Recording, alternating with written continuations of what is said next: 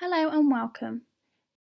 This video will discuss and critically evaluate education as a change agent in Uganda.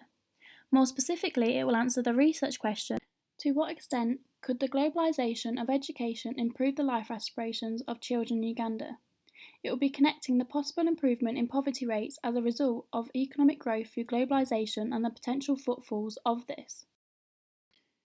Uganda is one of the poorest countries in the world, where 41% of the population live in poverty, as well as hosting the largest population of refugees in Africa. As a developing country, Ugandans have to work 2 or 3 jobs simply to survive, even to secure a standard of living below the poverty threshold. Almost half of Uganda is under the age of 15, representing one of the youngest populations in the world, yet it still faces challenges in delivering equitable and quality education. A globalised education could be life-changing for the young generation and present them with better life aspirations to pursue their dreams and gain more desirable, well-paid jobs. However, the major challenges in providing quality and accessible basic education act as a barrier in creating this idealistic lifestyle. So, what is a globalised education? Shields 2013 defines this as a global system of education which relates to an increased international flow of ideas, information, and communication, which moves beyond the level of individual countries. It is a social convergence on common cultural values, social practices, and economic structures which affects local educational practices and policies, and can be utilised in countries such as Uganda in order to prepare human capital to contribute to human growth. Globalisation is a highly debated topic, especially in recent years. The concept of presenting a superior framework which is one size fits all is truly fascinating and potentially life-changing. The globalisation of education can be utilised for poverty reduction through the potential advancement in the economy of developing countries. However, in spite of the influence of globalisation, significant differences remain in the construction of educational policy between countries. Globalisation can be seen to take a neoliberalism approach in improving a country's economic performance, healthcare and education to create a world-class economy. Monbiot states that neoliberalism sees competition as the defining characteristic of human relations. In 2012, Michael Gove proposed that in order to prepare students for success, they must have access to a world-class education. The current education system in Uganda stands at the following statistics from UNICEF 2020. Firstly, due to a limited awareness and appreciation of the importance of early childhood development, only 1 in every 10 children between 3 and 5 are enrolled in pre-primary education. Only 1 in 4 children who start primary school make it to secondary school. Less than a quarter of adolescents are enrolled at this level. The school environment is a barrier due to the lack of adequate toilets and washing areas, and caning at schools remains rife, despite an official ban on corporal punishment. The impact of these statistics are proposed through a UNICEF video which looks at the pain of child poverty. A 15-year-old girl who lives in Uganda says she drops out of education in primary school and can only read a few words and do simple maths. She says there are 17 in her family and she has no enjoyment in her life. Her living conditions are simply unbearable. So, the positive implications of a globalised education. The main driver in implementing a globalised education is the reduction in poverty rates. There are a number of charities which work to change the lives of children in Uganda. Save the Children looks at empowering children through education and protecting them from harm. It aims to give a child a better future through ensuring they have access to basic necessities such as food and water and gain an education. This adheres to the criteria of Sustainable Development Goal 1, No Poverty, in which a particular target of the goal is eradicating extreme poverty for all people everywhere. Lives are transformed through education, and for those growing up in poverty, education could provide them with better jobs prospects which offer a higher income. However, this too relies on economic growth in order to provide sustainable jobs and promote equality. Due to efforts of charities and government agendas, the World Bank Institute for Statistics state that school enrolment in Uganda has increased, therefore helping the reduction in poverty. The value of school enrolment in Uganda pre-primary was 14.41 as of 2017. This shows an increase from 2012, where the value of school enrolment was 8.62.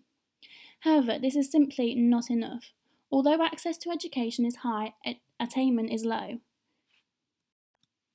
UNESCO admitted in 2014 that it will be impossible to achieve Millennium Development Goals for universal primary education by 2015. This was proven when the goal is still not met today. Furthermore, a more recent UNICEF report states that less than half of Uganda's children are literate at the end of primary school.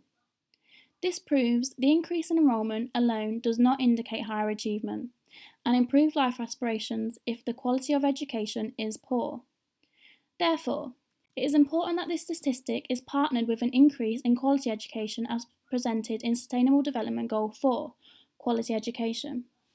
In its 2015 to 16 to 2019 to 20 National Development Plan, the Ugandan government stated that the challenge in reducing poverty lied within the poor condition of the country's education system, and therefore led to a reform in its goals.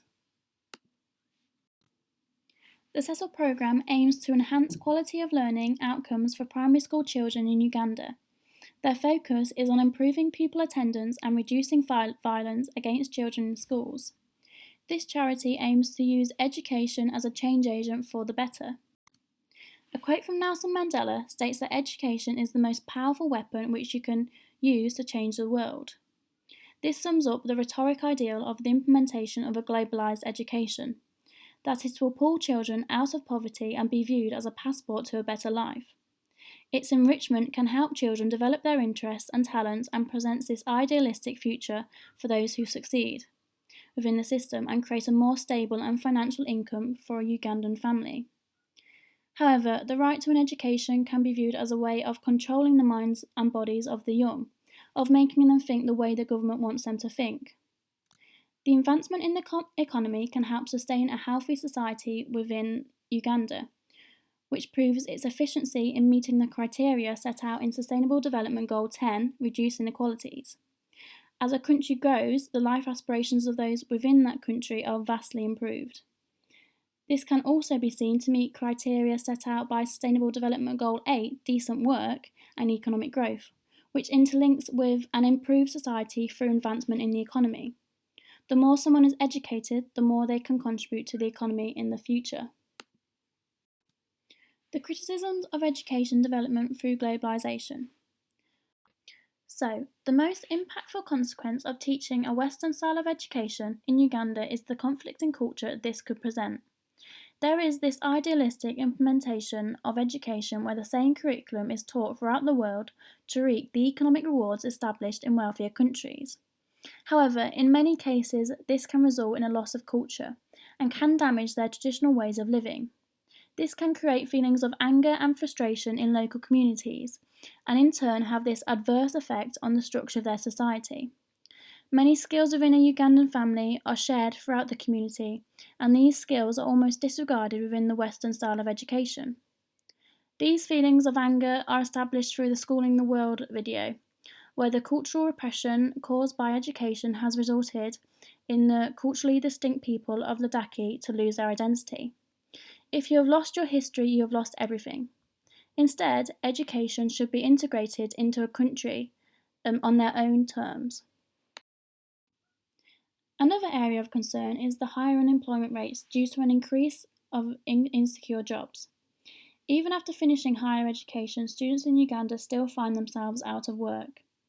As stated, the lives of those in poverty can be vastly improved through foreign and systematic social programs that intend to create economic growth and improve standards of living. However, this may not always be clean-cut in the reality.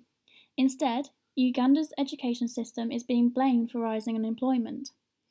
Opinions suggest that there is an inability to relate what they are studying in schools to the environment that they are in, and their education is not preparing learners to compete globally.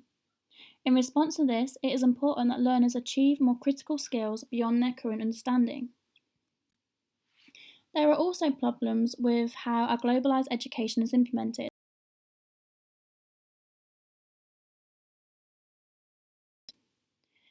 First of all, there can be a lack of funding or insufficient aid from donor countries to implement such a revolutionary education system within Uganda's existing schools. This can link to a lack of learning materials. Also, having no teacher or lacking untrained teachers who are not providing this high quality education can be detrimental for attainment and educational achievement. And finally, globalisation from competition perspective can be seen to be going too far with a focus on PISA performance of countries. In conclusion, globalisation is a very influential intervention in order to meet Sustainable Development Goal 1, 4, 8 and 10. Although it was highly criticised, the improvement to the current education system could see a substantial improvement to the life aspirations of children in Uganda. In response to the criticisms highlighted, it is important to view a globalised education through the eyes of the Ugandan population, and whether this would really be welcomed within their culture. Understanding people and their behaviour is one of the keys to successful development programmes. Thus, globalisation of education should be implemented in respect of Uganda's localised traditions to reduce unemployment and enforce a healthier social structure.